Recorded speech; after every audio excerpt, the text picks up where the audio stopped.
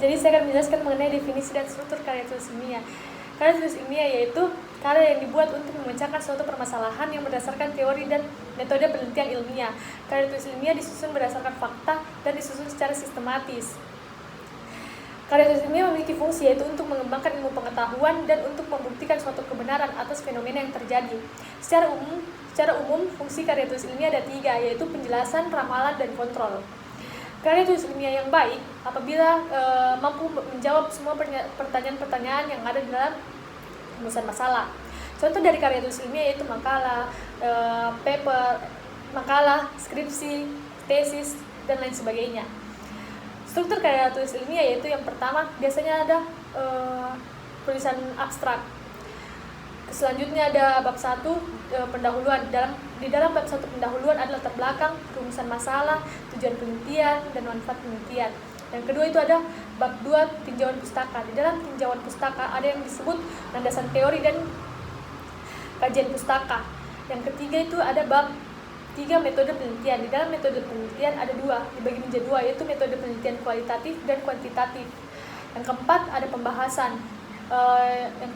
Yang selanjutnya ada teknik pengumpulan dan analisis data. Yang kelima ada bab 5 penutup, dan yang terakhir ada daftar pustaka dan lampiran.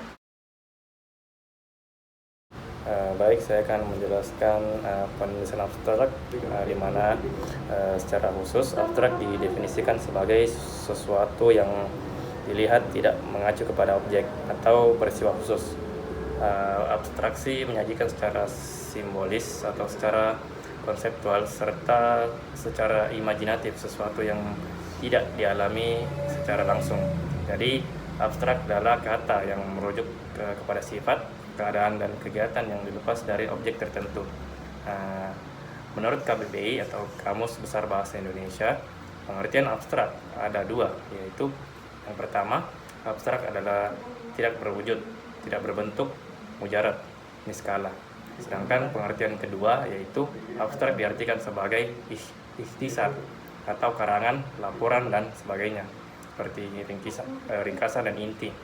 Nah, ketentuan penulisan karya tulis ilmiah, pertama kita menggunakan font Times New Roman, dan yang kedua ukuran fontnya sebesar 12, yang ketiga spasi berjarak 1 cm, dan yang keempat rata kiri dan kanan.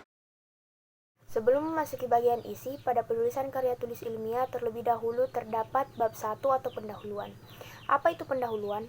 Pendahuluan adalah bagian dari karya tulis ilmiah yang memuat gambaran-gambaran umum tentang topik yang akan diangkat atau dibahas lebih lanjut oleh penulis pada bagian isi. Selain itu, pada bagian pendahuluan juga memuat tentang jawaban-jawaban mengapa penulis melakukan suatu penelitian atau mengangkat topik yang diangkatnya. Nah, pada penulisan pendahuluan terdapat 4 bagian. Yang pertama adalah latar belakang. Apa saja yang termuat pada bagian latar belakang?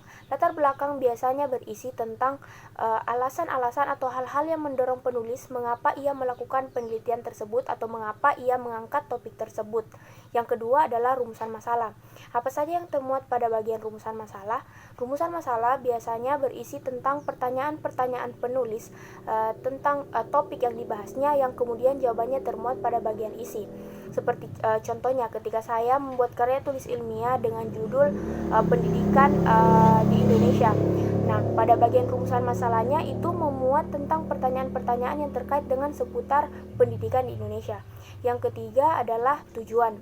Seperti dengan namanya, tujuan ini memuat tentang tujuan-tujuan penulis mengapa ia melakukan penelitian tersebut dan mengapa ia mengangkat topik tersebut. Dan yang terakhir adalah manfaat. Manfaat ini adalah bagian dari pendahuluan yang berisi tentang manfaat yang didapatkan oleh penulis maupun pembaca tentang karya tulis ilmiah tersebut, baik dari segi isi maupun dari proses pengerjaannya. Tinjauan pustaka adalah salah satu bagian dari karya tulis ilmiah yang berisi ringkasan atau evaluasi komprehensif dari penelitian terdahulu. Nah, di dalamnya juga memberikan gambaran umum terhadap penelitian yang kita lakukan. Di dalamnya terdapat 2 bagian. Pertama, landasan teori, dan yang kedua terdapat kajian pustaka. Landasan teori berisi teori-teori yang kita gunakan dalam penelitian dan tinjauan pustaka berisi penelitian-penelitian terdahulu yang memiliki hubungan terhadap penelitian yang kita lakukan. Yang harus diperhatikan dalam tinjauan pustaka adalah literatur yang kita gunakan. Semakin banyak literatur yang kita baca akan memberikan kualitas yang bagus juga terhadap penelitian yang akan kita lakukan. Yang kemudian kedua, perhatikan plagiarisme, jangan sampai terdapat plagiarisme, dan lakukan paraphrasing. Dan yang ketiga, lakukan citasi, dan yang keempat, berikan benang merah antara subbab satu dengan subbab yang lainnya. Penelitian kualitatif adalah metode penelitian yang berlandaskan pada filsafat positivisme, digunakan untuk meneliti pada kondisi objek yang alamiah dengan tujuan untuk memahami suatu fenomena dalam konteks sosial secara alamiah dengan mengedepankan proses interaksi komunikasi yang mendalam antara peneliti dengan fenomena yang diteliti. Penelitian kualitatif ini dilakukan pada kondisi alamiah dan bersifat penemuan yang lebih menekankan pada makna dan terikat nilai. Nah, dalam penelitian kualitatif ini terdapat beberapa tahapan yang harus dilalui agar memperoleh kesimpulan yang sesuai. Ada 5 tahapan, yaitu yang pertama, menyusun rancangan penelitian. Pertama, Anda harus menentukan permasalahan apa yang akan diangkat. Peristiwa itu bisa dari kultur, budaya, kebiasaan, atau hal yang bisa diamati secara langsung. Setelah itu, susunlah pertanyaan apa yang mewakili keinginan Anda untuk mendalami permasalahan dalam penelitian tersebut. Nah, tahapan yang kedua itu menentukan lokasi dan subjek penelitian. Menentukan lokasi penelitian juga berkaitan dengan metode apa yang cocok dalam pengumpulan data. Subjek penelitian ini menjadi pemberi informasi yang diperlukan selama proses penelitian. Pada tahapan ini juga perlu melakukan persiapan termasuk dalam mengurus perizinan lokasi penelitian dan juga survei lokasi. Nah, tahapan yang ketiga itu mengumpulkan data dan analisis data. Pengumpulan data ini diambil dengan datang langsung ke lokasi penelitian, baru setelahnya dilakukan pada pengolahan data dan analisis data. Pengolahan data ini bisa dilakukan dengan pengelompokan data yang diperoleh sesuai dengan fokus yang dikerjakan. Penelitian bisa dilakukan dengan memulai dari teori khusus ke umum atau teori umum ke khusus. Nah, tahapan yang keempat itu penyajian data. Pada tahapan ini, Anda mulai menyajikan temuan-temuan Anda selama melakukan penelitian. Dalam penyajian data diusahakan memunculkan data-data yang diperlukan saja. Dan tahapan yang terakhir, yang kelima, yaitu penutupan dan penarikan kesimpulan. Penarikan kesimpulan di sini bisa berarti bahwa penelitian Anda sesuai dengan hipotesis awal, bisa juga tidak sesuai dengan hipotesis awal. Bisa juga Anda menemukan pengembangan teori atau juga melahirkan teori baru. Semua itu tergantung dari seberapa lama dan semakin dalam penelitian yang Anda lakukan.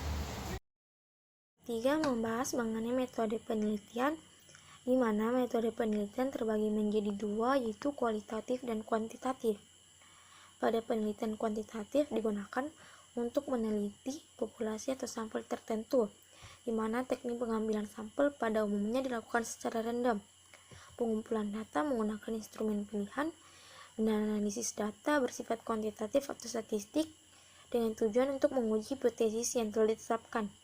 Yang benar-benar masalah, maka kita harus memperoleh melalui fakta-fakta empiris dan juga menguasai teori-teori dari berbagai macam referensi agar nantinya kita menjawab dengan baik. Maka rumusan masalah itu dapat kita rumuskan secara spesifik dan pada umumnya dibuat dalam bentuk kalimat tanya. Untuk menjawab rumusan masalah yang sifatnya sementara, maka peneliti dapat membaca referensi teoritis yang relevan dengan masalah dan berpikir. Jika jawaban terhadap rumusan masalah yang baru didasarkan pada teori dan didukung oleh penelitian yang relevan, tetapi belum ada pembuktian secara empiris, maka jawaban itu disebut hipotesis. Untuk menguji hipotesis tersebut, penelitian dapat memilih metode atau pendekatan yang sesuai.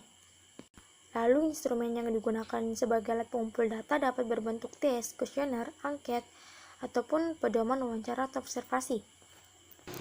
Sebelum digunakan, maka instrumen penelitian harus terlebih dahulu diuji validitas dan reliabilitasnya. Pengumpulan data dilakukan pada objek tertentu baik berbentuk populasi maupun sampel. Setelah data terkumpul, maka selanjutnya dianalisis untuk menjawab rumusan masalah dan menguji hipotesis yang diajukan dengan teknik statistika. Dan yang terakhir yaitu kesimpulan. Kesimpulan adalah langkah yang terakhir dari suatu periode penelitian yang berupa jawaban terhadap rumusan masalah. Jadi dapat kita simpulkan bahwa penelitian kuantitatif bersifat linear. Pembahasan dalam sebuah karya tulis ilmiah. Pembahasan merupakan hal yang paling inti dari sebuah karya tulis ilmiah, karena dalam sebuah pembahasan karya tulis ilmiah berisi data, teori, dan analisis yang digunakan dalam sebuah karya tulis ilmiah untuk menjawab rumusan masalah dan tujuan penelitian dilakukan. Semisal data yang diperoleh dari narasumber atau sumber lainnya itu akan dijelaskan menggunakan teori penelitian. Selanjutnya, pembahasan dalam sebuah karya tulis ilmiah berisi uraian data analisis yang berkaitan dengan prototipe yang dihasilkan dari eksperimen, termasuk tujuan dan manfaat sebuah penelitian dilakukan. Dalam pembahasan akan tersusun secara sistematis data, teori, dan analisis yang lengkap mengenai topik yang diangkat dalam sebuah karya tulis ilmiah. Mungkin itu saja. Terima kasih. Baik, saya akan menjelaskan bagian penutup dalam penulisan karya tulis ilmiah.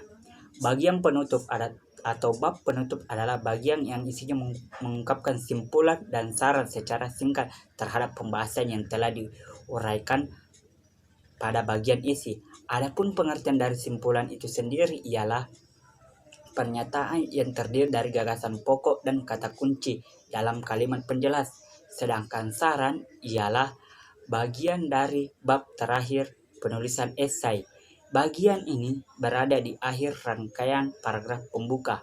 Sebagai contoh menarik kesimpulan dari awal hingga akhir, ketika hendak menulis, saran sebenarnya tidak ada aturan ataupun pedoman khusus yang berlaku.